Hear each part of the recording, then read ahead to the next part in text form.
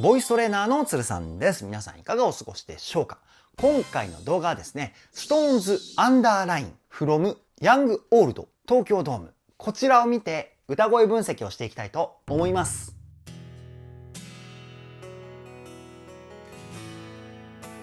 つるさんのボーカルルーム。さあ、ストタンの皆様、動画公開が大変遅くなってしまい申し訳ございませんでした。今回はですね、待望の SixTONES のライブ映像がですね、SixTONES 公式 YouTube チャンネルにて公開されたということで、まずはアンダーラインの歌声分析から動画公開していきたいと思います。今、なぜまずはって言ったかというと、ここ1ヶ月ぐらいでですね、SixTONES は4本のライブ映像を公開していますよね。今回のアンダーライン、そしてこっからで恋のバタリアン、そしてザ・ボーラーズ。この4曲をですね、動画公開していきたいと思ってます。なので、まずはアンダーラインからっていう風な言い方をしました。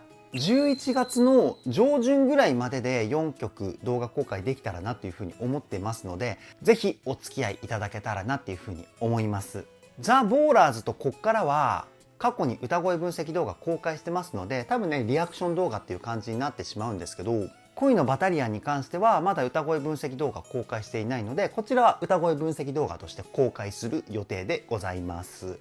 そして今回のアンダーラインを聞いてみたんですけれども、SixTONES のいいところが 120% 出ている歌声だったかなっていうふうに思います。個々の個性はものすごく際立っていたし、全員で歌っているところの増幅した魅力がですね、たまらなく素敵でしたね。そういった部分をどこよりも丁寧に、そして細かくをテーマに歌声分析しておりますので、ぜひ動画の最後までお付き合いよろしくお願いします。つるさんのボーカルルーム、こちらのチャンネルは私、つるさんが現在気になっているアーティストの魅力を伝える歌声分析動画をメインで公開しているチャンネルです。今の話を聞いて気になった方はぜひチャンネル登録、高評価よろしくお願いします。そしてハイプもですね、1週間でお一人様3回できますので、こちらの動画にぜひハイプを3回していただきたいなというふうに思います。たくさんの方からハイプしていただけると、こちらの動画が YouTube のハイプランキングっていうのにランクインすることができるかもしれないんですよ。で、ランキングにですね、ランクインすることができたら、今まで伝えることのできなかった SixTONES の6人の歌声の魅力をですね、より多くの方に届けられるチャンスが広がっていきますので、ぜひご協力いただけたらなというふうに思います。それでは早速 SixTONES アンダーライン歌声分析 GO!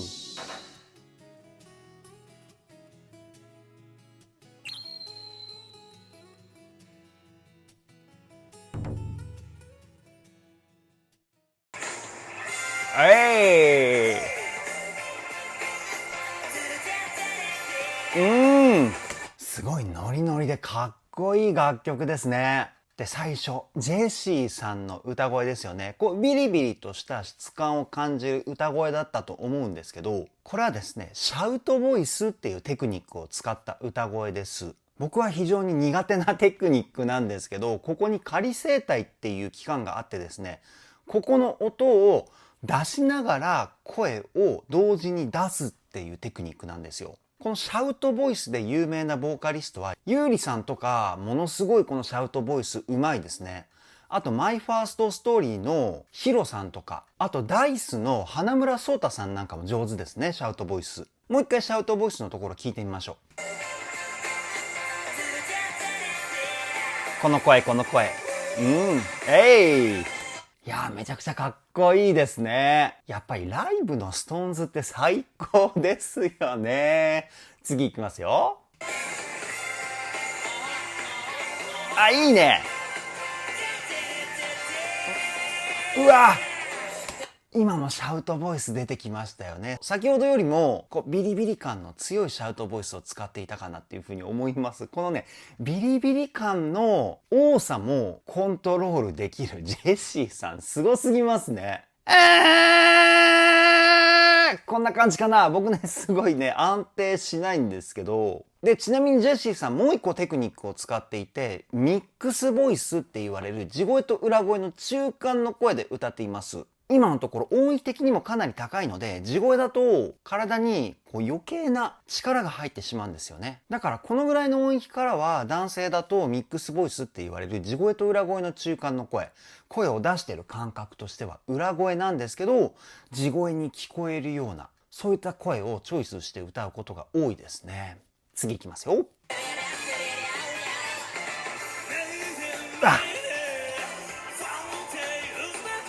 うわー、いいね。すごくいいですね。松村さんの声。すごくパワフルな歌声に、松村さんもシャウトボイスを使って、激しさを表現しているポイントでしたよね。で、こういう激しい声はですね、肺の中の胸腔共鳴って言われる声の響きを多く使っています。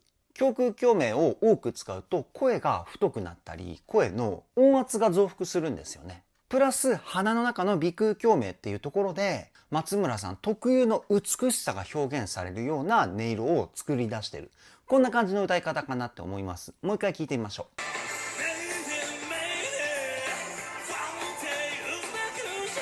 う。かっこいい声ですね。さっきも言いましたけどやっぱり最高ですね。次いきますよ。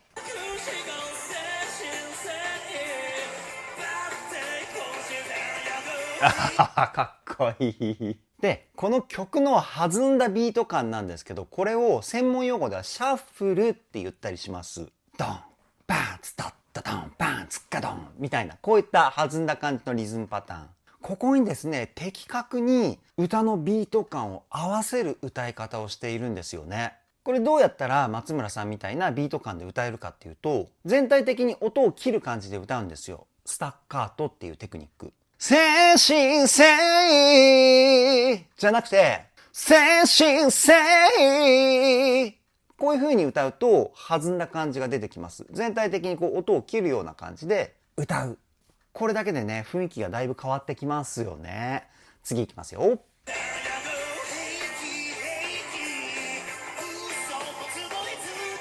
いいね。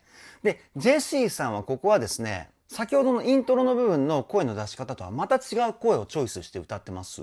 先ほどのイントロのフェイク的なところは鼻の鼻腔共鳴の響きがすごく強調されていたような声を使っていたんですけど、ここではその鼻腔共鳴の響きをあまり使わずに胸腔共鳴の声をですねメインで使っていますね。すごくこう太くて男らしいかっこいい歌声。もう一回聞いてみましょう。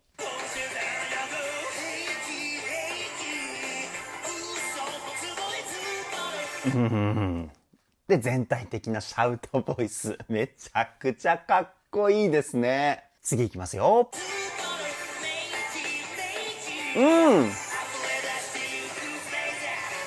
で、後半はですね、今度鼻腔共鳴の響きを強調したイントロの部分と同じ声の出し方に切り替えてるんですよね。やばくないですか？この短いスパンで2つの歌声をですね、使い分けて歌っているんです。もう一回聞いてみましょう。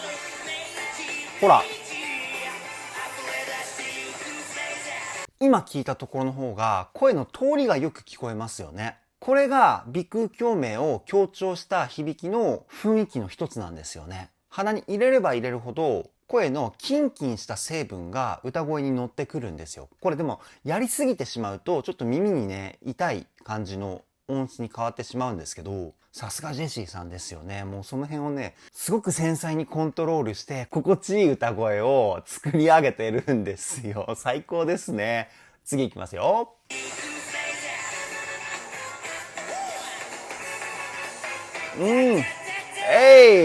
踊ってるストーンズ。僕が歌声分析をした楽曲の中ではすごく少なかったので、なんか新鮮ですね。個人的にはめちゃくちゃかっこいい。でも次いきますよ。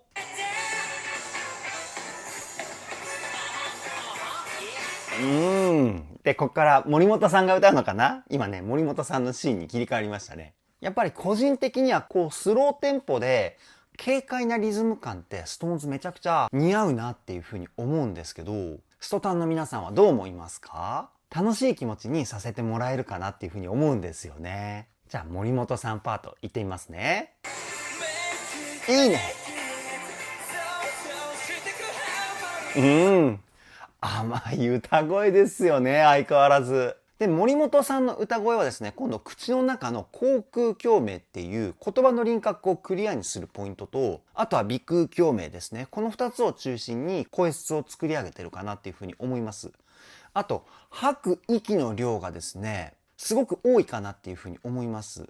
息の量を増やすことによって、やっぱりね、声量が大きくなったり、声の音の厚さがですね、胸腔共鳴の働きと同じように音圧が増すんですよね。もう一回聞いてみましょ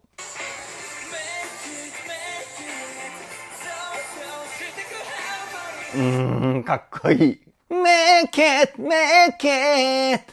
みたいな。こんな感じかな、僕がやると。いやー、森本さんの歌声、ものすごくこう癒される雰囲気いっぱい感じれますよね。次いきますよ。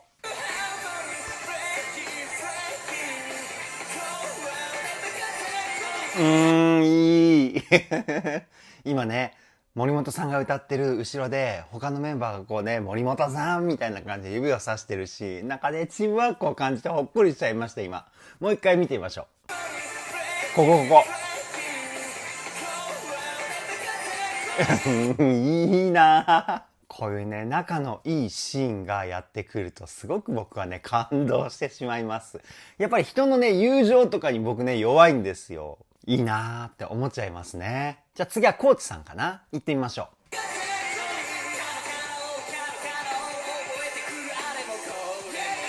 う。いい。やっぱりコーチさんのこうね、少年のような歌声僕大好きですね。どういう風な声の出し方かっていうと、鼻の中の鼻腔共鳴、こちらが中心になっている歌声なんですよね。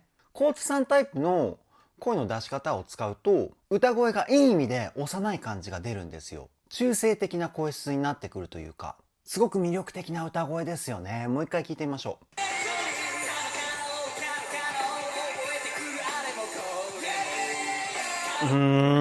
で、少年のような歌声で歌っているコーチさんのフレーズに対して追っかけで田中さんのめちゃくちゃかっこいい声。この声質のギャップもね、かっこいいですよね。次いきますよ。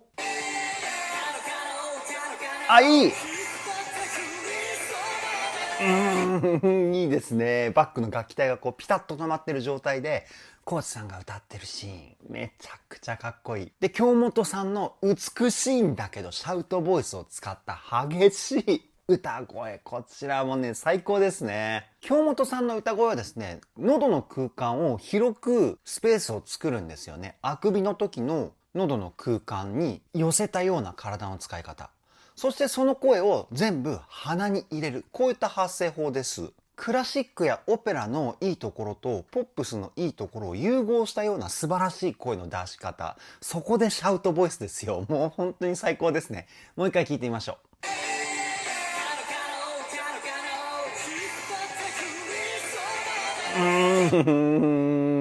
たまらないですね。もうね、ずっとニコニコしちゃう。かっこよくて。やっぱり SixTONES のライブ映像好きですね、僕。じゃあ次サビかな？行ってみましょう。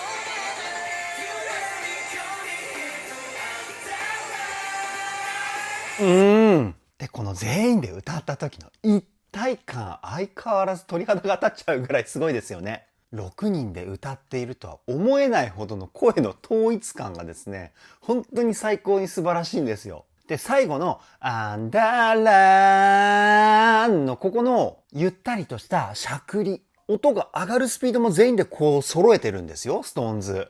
すごすぎませんか？もう一回聞いてみましょ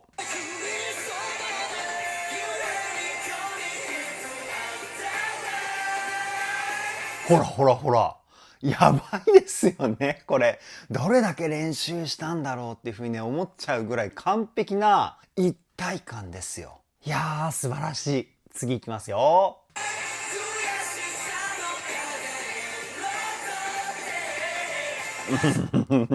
へーのところ。ここも難しいフレージングなのに一糸乱れずですよね。これが SixTONES なんですよ、皆さん。個々の個性も素晴らしいものを表現しているにもかかわらず、全員で歌った時のこの一体感も最高っていうね。この凄さをですね、もう本当にいろんな人に伝えたいなっていうふうに僕はね、思っています。もう一回聞いてみましょ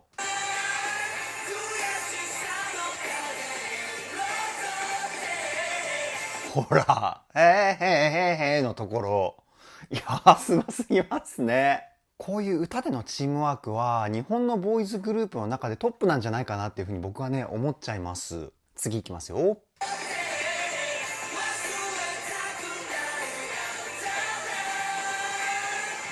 なんか二回し目は今度声のパワーが全体的にアップしたような感じがします。サビの始まりの声の感じから後半に向かうにつれて徐々にパワー感がね強くなってるような表現方法なのかな。もう一回聞いてみましょう。ほら、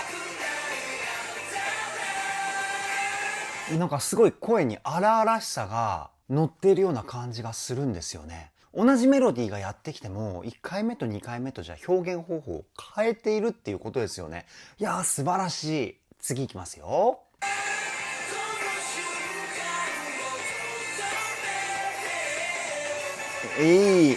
ここでねサビが終わって感想が入って2番っていう流れかな。いやー、テンションが上がって体が熱くなってきました。すごいですね。次いきますよ。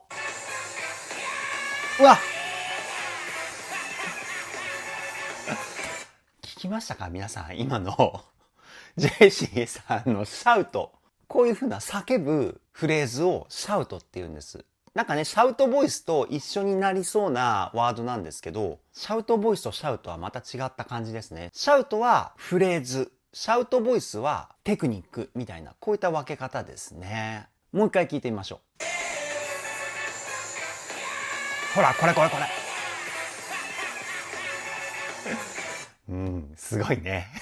もう何でもできちゃうジェシーさん。本当にすごすぎますね。次いきますよ。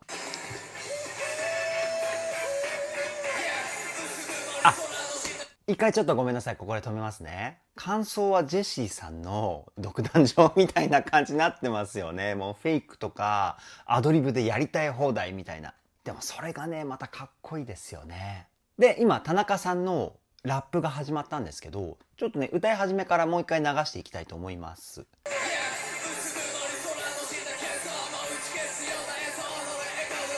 いいね。相変わらずかっこいいですよね。うっすらとシャウトを使っためちゃくちゃかっこいいラップ。で、曲のアクセントって言われる強い音の部分にですね、田中さんのラップのアクセントも合わせた感じの歌い方になってるんですよね。だから声のパワー感がどんどん前へ押し出されていくような、そんな感じのラップかなっていうふうに思います。で、声の作り方としては口の中の口腔共鳴が中心かなって思います。普段の話し声のいいところをそのまま使った声質作りって感じかな。もう一回聞いてみましょう。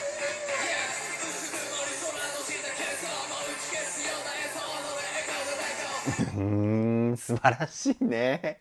いやー、めちゃくちゃ楽しいです。ストーンズの皆さんのね、声がかっこよすぎて。次いきますよ。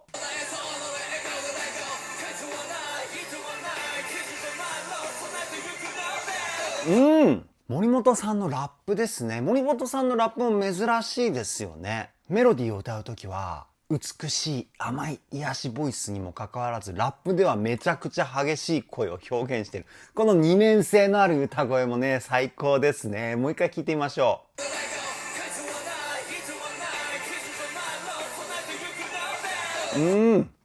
そっか。メロディーを歌ってる時とは違って、ラップだから口の中の口腔共鳴を中心の歌声に切り替えて歌ってるんですね。だからこの激しさが表現されてるのか。なるほどね。やっぱりみんなすごいですね。次行きますよ。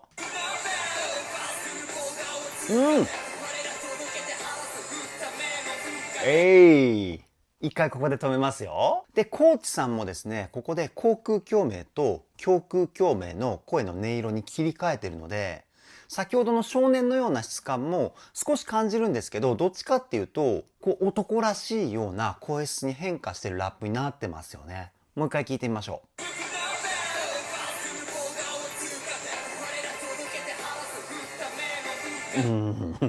う。かっこいいね。何回言うんだろうって感じですね。このかっこいいねっていうワード。いやー、最高すぎますね。続きいきますよ。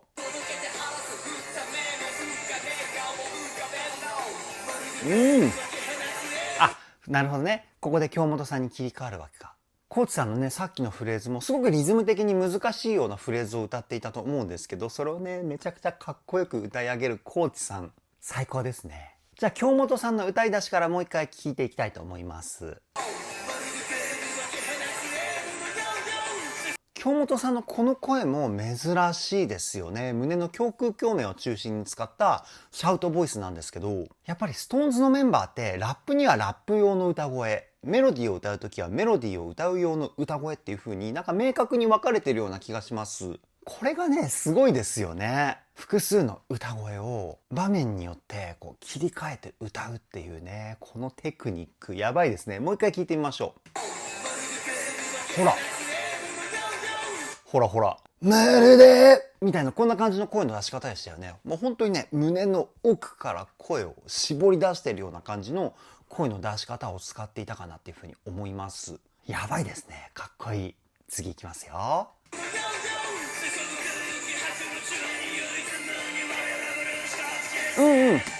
で、今の松村さんのシャウトボイスなんですけど、鼻声のニュアンスも感じれるようなシャウトボイス使っていたと思うんですけど、シャウトボイスって鼻の中に声を入れれば入れるほどビリビリした質感を表現しやすいんですよね。みたいな。で、こうシャウトやらないとどういう声かっていうと、こんな感じの声になるんですよね。松村さんは鼻の中に入れる声の量でシャウトボイスのビリビリ感を調節してるって感じですね。素晴らしい。もう一回聞いてみましょう。ほらほら。ほらほら。後半とか特に鼻声のニュアンス感じやすかったと思うんですけど、こうやってビリビリ感をね、調節してるんですね。素晴らしい。次いきますよ。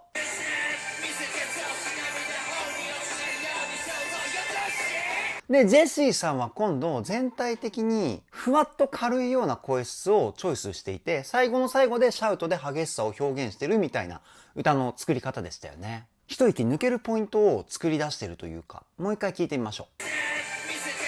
ほらほら。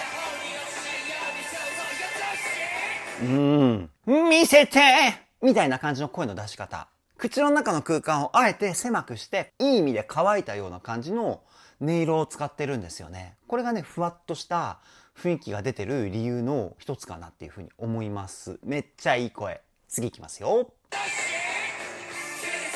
あ、いいね。やっぱ全員で歌った時のこのね、6人で一つの声を作っていますっていう雰囲気がですね、最高にかっこいいですよね。もう毎回ね、感動しちゃいます、僕。次いきますよ。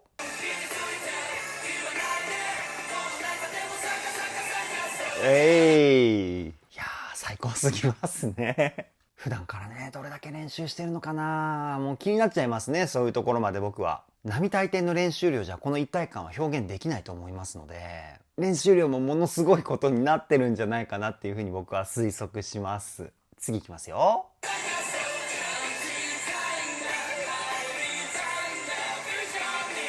いいね。個人的には森本さんとコーチさんの2人で歌うポイントはね、僕の中の推しポイントでもありますね。今回ね、見れてすごく嬉しいです。次いきますよ。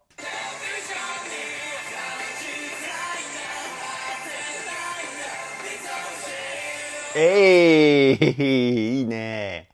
田中さんと松村さんのユニゾンもめちゃくちゃかっこよかったですね。やっぱりストーンズのライブパフォーマンスからはメンバー同士の友情を感じられるポイントがものすごく多くて、ここもね、僕が好きなポイントの一つですね。さっきもね、言ったかもしれないですけど、チームの絆を感じるっていうかね、もうね、本当に感動しちゃいます。次いきますよ。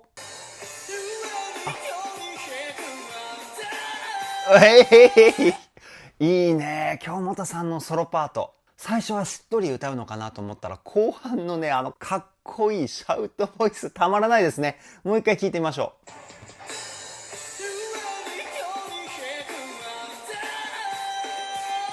う。いい。鼻の響きを中心にして使ってる声はですね、これ全部ミックスボイスなんですよね。ゆえにこの声。今これ出してる感覚としては、裏声なんですよね。こんな感じ。これを強い息の量で声を出すんですよ。そうすると、ゆえにこういう感じの声になります。地声っぽいですよね、聞いてる感じとしては。すごく声のバランスの難しい声なんですけど、京本さんそれ使ってます。やっぱり最後のシャウトめちゃくちゃかっこいいですよね。みたいな。僕やるとどっちかっていうと、ジェシーさんのシャウトっぽくなるのかな。やっぱりシャウトって人によって音色が変わってくるので、シャウトまでしっかりとコピーしようと思うと、すごくね、難しいんですけど、京本さんのシャウトもかっこいいな。次行きますよ。影をっていう風に、口をね、多分下に下げてるんですよ。下顎を下に下げるっていうか。そうすることによって喉の空間がぐっとこう開くので、その時に出るこの低音のかっこいい音色、ここをね、聞いてほしい皆さんに。超素晴らしいですよ。もう一回聞いてみましょう。ほらほらほら。悔しさの影をっていう風に、ここだけ声質が太くなってるんですよね。ここがね、かっこよすぎましたね。次行きますよ。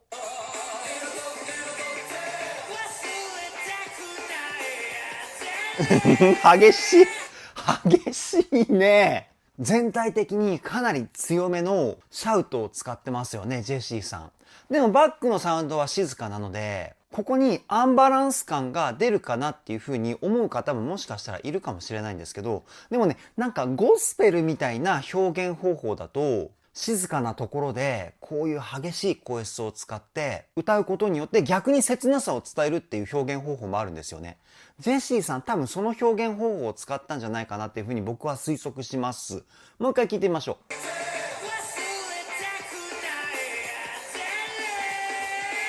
う。めちゃくちゃかっこいいですよね。この激しすぎる声がですね、逆にすごくかっこいいんですよ。この静かなポイントが。これ多分生で見るともう本当にね、泣いちゃうぐらい感動しちゃう声だと思いますよ、僕は。それぐらい素晴らしいシャウトでした。次行きますよ。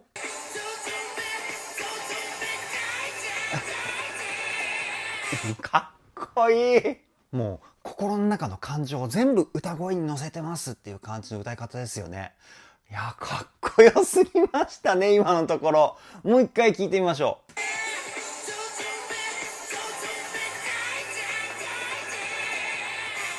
う。やばくないですかこの歌声。いやー、すごいね。ここまで歌声で感情を表現できるボーカリストも日本に何人いるのかっていうぐらいだと思います。本当にすごい。で、今ね、会場を遠くからこう映してるようなアングルなんですけど、なんかね、竜宮城みたいでものすごい綺麗ですね。そしてストタンの皆さんのライトスティックもね、美しすぎますね。次行きますよ。あ、いい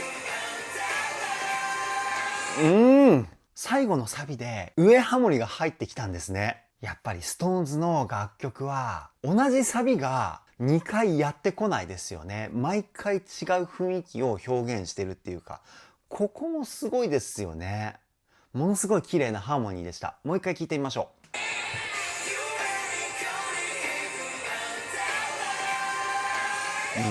う。かっこいいね。ザ・大サビって感じの雰囲気がものすごい出てますよね。次行きますよ。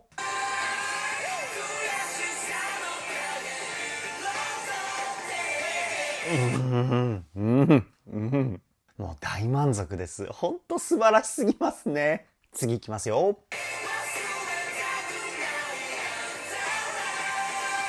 い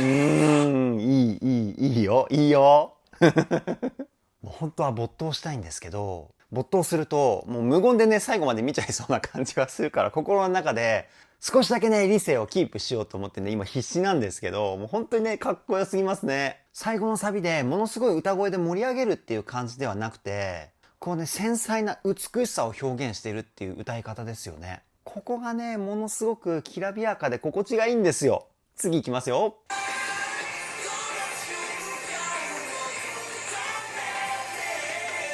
ほら。ほらほら。すごいですよね、歌声のこの透明感が。しかもこれ6人全員で歌ってるわけですからね。まあ、1人上ハモリと、あとね、オクターブ下の3パートで分かれて歌っているっていう感じのフレージングになってるんですけど、ものすごい声の広がりだし、ハーモニーもすごく美しいし、これがね、ライブの会場の幻想的な雰囲気とものすごくマッチしてるなと思って、すごく感動しちゃってます、僕。次いきますよ。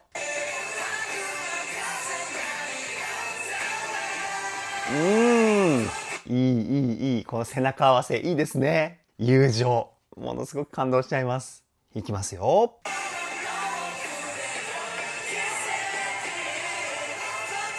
なるほどね。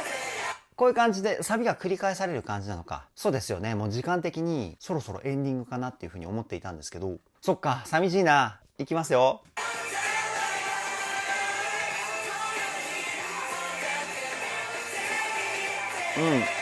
そろそろ終わるかな。いやー、ほんと寂しいな。やだな。めちゃくちゃかっこいいのに。あ、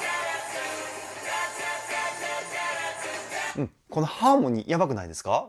3 パートでハモってんのかな。タタタタタラタっていうところがメインメロディーだと思うんですけど、最後の最後でものすごく気になるフレーズがやってきましたね。僕ね、コーラスグループを一時期やっていたので、やっぱりこういうハーモニーポイントが出てくるとすごく嬉しいんですよね。もう一回聞いてみましょう。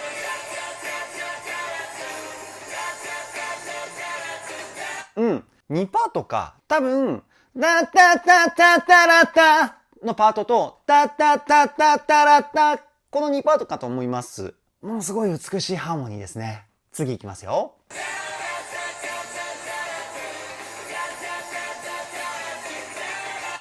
超かっこいいハーモニーですね、やっぱり。で、従来の歌のメロディーに対してのハモリよりも、なんかこうね、おしゃれな音を使ったハーモニーになってるんですよね。難しいフレーズを使ってるハーモニーっていうか。これがね、かっこいいんですよ。ものすごくおしゃれな響きを表現してくれているというかね。いや、最後の最後でめちゃくちゃテンションが上がるフレーズがやってきました。嬉しい。次いきますよ。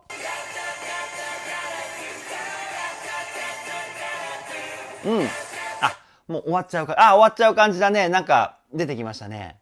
残念。どんな感じで終わるんだろうって気になって止めたらこんな感じになっちゃいました。せっかくなんでね、最後まで見ていきますね。